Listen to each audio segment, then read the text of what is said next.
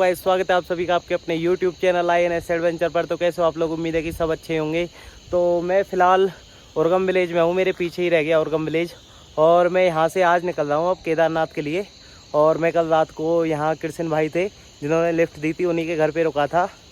तो फिर कल ही मैंने दर्शन कर लिए थे कल्पेश्वर महादेव के और ध्यान बद्री के। तो यहाँ उर्गम वैली में, उर्गम विलेज में ही ध्यान बद्री जी का मंदिर है जो कि पंच बद्रियों में आते हैं। और फिर थोड़ा सा 2 किलोमीटर आगे की साइड जाके देवग्राम है शायद, और उससे हल्का सा आगे जाके 2 किलोमीटर आगे जाके कल्पेश्वर महादेव का मंदिर पड़ता है। तो मैंने कल कल्पेश्वर महादेव के भी दर्शन कर लिए थे जो कि पंच केदारों में आते हैं। और मेरी अभी पंच केदार की ट्रिप चल रही है। तो वैसे तो मैं रुद्रनाथ करने वाला था, फिर उसके बाद तुंगनाथ, फिर मधमहेश्वर, फिर केदारनाथ, लेकिन अभी मैं डायरेक्ट केदारनाथ जाऊंगा क्योंकि वहां पर मुझे मिलेंगे महावीर भाई 28 को। आज हो गई है 26 तारीख। तो कोशिश करता हूं आज जितना पहुंचता हूं, फिर कल 27 शाम तक गौरीकुंड के आसपास तक पहुंच जाऊंगा और 28 को रात तक मैं केदारनाथ तक पहुंच जाऊंगा, शाम तक या रात तक।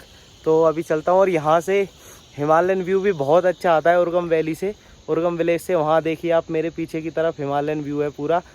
तो वो सामने आप देख रहे हो हिमालयन व्यू, वहाँ पर बर्फ़ की पहाड़ियाँ हैं और शायद वो वाला पर्वत हाथी पर्वत है। ये सामने की जो चोटियाँ हैं ये शायद ओली के आसपास की हैं। और ये इधर सामने जोशीमठ है, इधर की साइड जोशीमठ ही है। तो वहीं हिमालयन चोटियाँ दिख रही हैं ये। तो ये जो खेत देख रहे हो ये पूरी राजमा की बेल है और इसमें राजमा लगे हुए हैं। यहाँ पर उर्गम वैली में कल मैंने पूछा था भाइयों से, तो बता रहे थे कि यहाँ का राजमा बहुत ही फेमस है।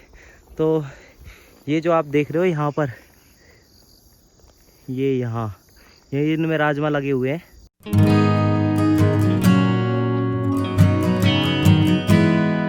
तो अभी बज चुके हैं 9:30 और यहाँ से जो हेलंग है, मुझे वापस हेलंग ही जाना पड़ेगा। यहाँ से हेलंग लगभग 13 किलोमीटर है। फिर वहाँ से जाऊँगा मैं चमोली, फिर गोपेश्वर, फिर मंडल होते हुए चोपता, चोपता के बाद फिर केदारनाथ के लिए। और केदारनाथ लगभग 120 या 30 किलोमीटर होगा यहाँ से। तो मैं देखता हूँ आज कितना पहुँच पाता हूँ, बाकी का हिस्सा कल कवर कर लूँगा। अभी थोड़ी देर पहले जो आपको मैं हिमालयन व्यू दिखा रहा था, मैं बता रहा था कि ये हाथी पर्वत है। थोड़े पीछे ही एक भैया मिले थे, वो बता रहे थे कि ये नंदा देवी पर्वत है। फाइनली मुझे लिफ्ट मिल चुकी है और इन भैया के मैं साथ जा रहा हूँ। आप यहीं से हो भैया? उर्गम से ही? उर्गम से।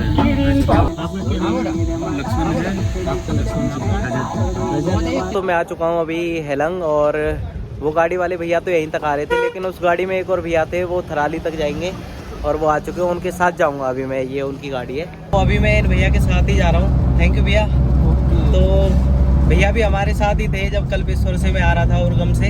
तो अभी भैया अपनी गाड़ी लेके जा रहे हैं और ये थराली जॉब करते हैं, जहाँ से मैं बैजनाथ और ग्वालदम से फिर थराली आया था। अभी मैं भैया के साथ कर्णप्रयाग तक जाऊंगा। पहले मैं जाने वाला था चमोली, चमोली से फिर गोपेश्वर, फिर मंडल होते हुए चोपता और फिर केदारनाथ के लिए। लेकिन जब रुद्रनाथ आऊँगा तो उस टाइम पे इस रास्ते से आऊँगा। लेकिन अभी केदारनाथ के लिए मैं जाऊँगा कर्णप्रयाग, फिर वहाँ से रुद्रप्रयाग और उसके बाद अगस्त मुनि होते हुए केदारनाथ की तरफ। तो अभी कर्णप्रयाग पहुँचकर फिर मिलता हूँ आपसे। हाँ तो दोस्तों, अभी मैं आ चुका हूँ कर्णप्रयाग और वो भैया जो थे वो थराली की तरफ निकल गए। अभी मुझे जाना है रुद्रप्रयाग और फिर उसके बाद अगस्त मुनि होते हुए गौरीकुंड तक। तो अभी लगभग 1:30 बज चुके हैं। तो मैं पहले खाना खाऊंगा और उसके बाद फिर रुद्रप्रयाग की तरफ बढ़ूंगा। तो अभी मैं यहाँ एक रेस्टोरेंट में खाना खाने आ गया हूँ। रोटी, दाल, सब्जी, सलाद वगैरह है। तो इसके बाद मैं रुद्रप्रयाग के लिए निकल जाऊँगा। तो अभी मैंने खाना खा लिया है और मेरे बगल में ही बह रही है अलकनंदा नदी और पीछे की तरफ रह गया कर्णप्रयाग शहर पूरा। तो यहाँ कर्णप्रयाग में जो अलकनंदा नदी और पिंडर नदी का संगम होता है, पिंडर नदी को कर्णगंगा भी बोला जाता है। अभी मुझे जाना है इस सीधे वाले रास्ते पे। तो ये जाता है ऋषिकेश और केदारनाथ के लिए। और ये मेरी तरफ एक पीछे वाला ये रास्ता देख रहे हो, एक तो वो आ गया कर्णप्रयाग से, और एक ये रास्ता है और एक ये रास्ता है, ये नैनीताल अल्मोड़ा। और ये वाला रास्ता जाता है यहाँ से देवाल, आदि बद्री और गैरसैंण। गैरसैंण जो है वो उत्तराखंड की राजधानी भी है, जो जिसे समर कैपिटल कहा जाता है। तो एक राजधानी हो गई यहाँ की देहरादून और दूसरी हो गई गैरसैंण। तो फाइनली मुझे लिफ्ट मिल चुकी है और ये भैया गोचर तक जा रहे हैं। गोचर यहाँ से 10 किलोमीटर के आसपास है। क्या नाम है भैया आपका? संतोष संतोष भंडारी नाम है भैया का। तो आप गोचर के ही रहने वाले हो?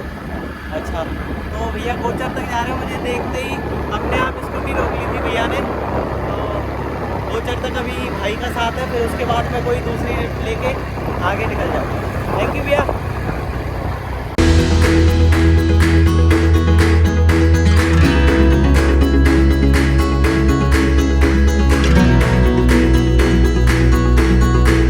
तो उन भैया ने मुझे यहाँ पे गोचर में उतार दिया और ये काफ़ी अच्छी जगह है, मार्केट भी काफ़ी बड़ी है। और यहाँ पर ट्रेन प्रोजेक्ट का काम भी चल रहा है, रेल प्रोजेक्ट का, जो कि ऋषिकेश टू कर्णप्रयाग लिंक करेगी।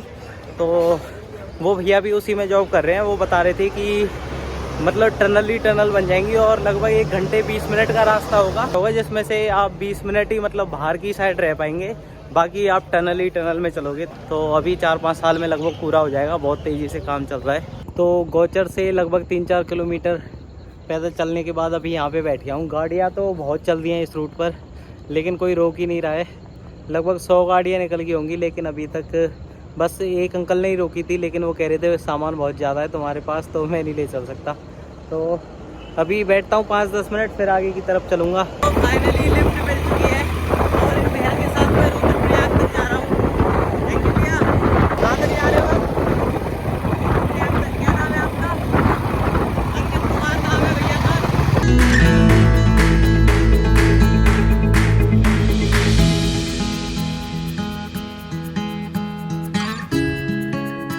अभी मैं आ चुका हूँ रुद्रप्रयाग में और ये जो पुल है इसके नीचे से बह रही है अलकनंदा नदी और आगे जाके वहाँ की तरफ ऊपर से आ रही है मंदाकिनी नदी और ये जा रही है अलकनंदा नदी। और यहीं पे अलकनंदा और मंदाकिनी नदी का संगम होता है।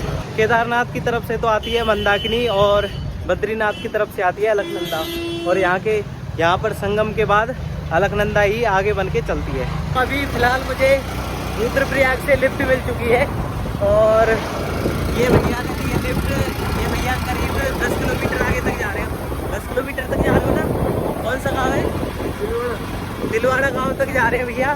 तो लगभग 10 किलोमीटर तक मैं इनके साथ जाऊंगा, फिर मैं देखता हूँ कि गुप्तकाशी तक आज ही पहुँच जाऊँ, फिर वहाँ से कोई और लिफ्ट लेके देखूँगा। थैंक यू भैया, बहुत बहुत धन्यवाद।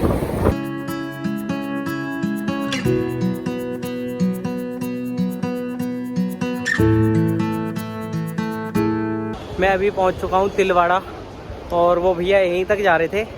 तो अभी मैं कोशिश करता हूं, लगभग यहां से गुप्तकाशी है 30 किलोमीटर।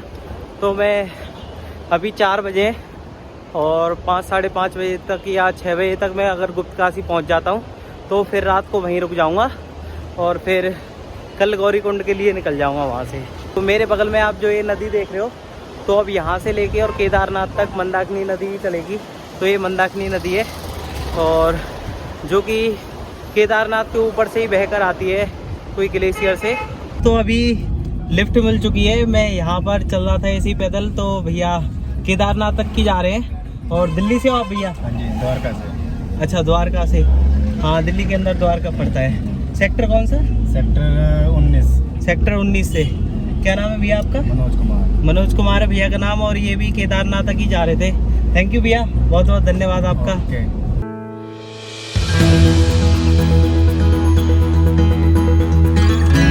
तो अभी मैं पहुंच गया हूँ सोनप्रयाग और कल मैं निकलूँगा यहाँ से केदारनाथ के लिए गौरीकुंड होते हुए। तो गौरीकुंड यहाँ से लगभग 5 किलोमीटर है, फिर वहाँ से 22 किलोमीटर के आसपास का ट्रैक है पूरा केदारनाथ का।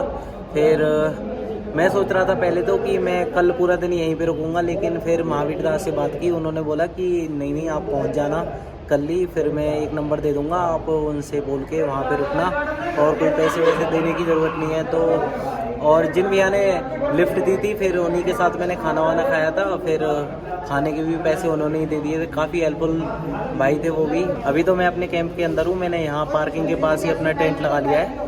आज की वीडियो में इतना ही और मिलता हूँ आपसे कल केदारनाथ की यात्रा शुरू होगी गौरीकुंड होते हुए।